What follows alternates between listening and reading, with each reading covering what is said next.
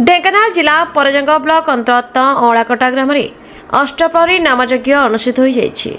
शुक्रवार दिन सन्धारे भक्त माने कलश धरी ग्रामर डिम्बिरी बंध पोखरी तुठरे पहुंची जताविधि पूजा अर्चना सहित कुंभ जल पूर्ण करी शंख घंट नाम कीर्तन ने पटुआरे आसी राधाकृष्णकर जुगल मूर्ति स्थापित मंडप रे कलश स्थापन करने सहित प्रभुଙ୍କ षोडश उपचार पूजा अर्चना कर जाइतला।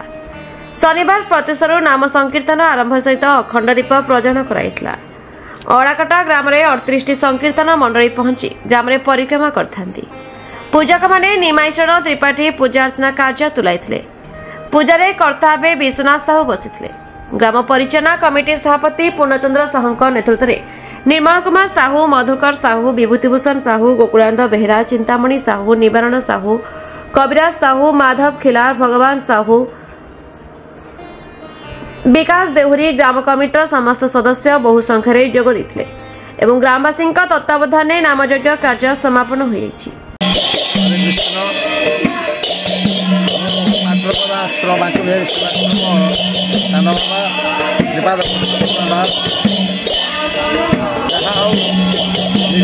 धन्यवाद देवी प्रत्येक गाँ गहली की जाई जो नाम गाँ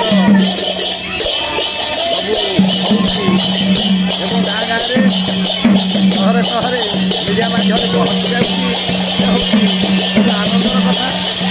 आज मीडिया मैंने आसी पहुँच अलाकटा ग्राम में 2008 मसीह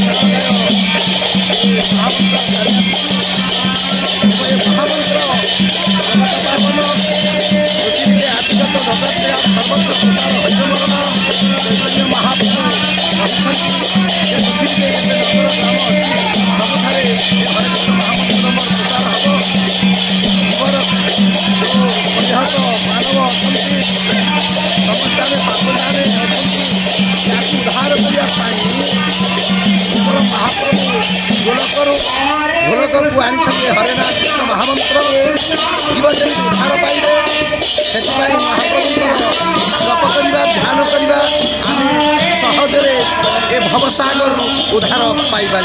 हरे कृष्ण हरे कृष्ण। ढेंकानाल जिला परजंग ब्लॉक गोकुलानंद बेहेरा रिपोर्ट संपर्क टीवी ओडिशा।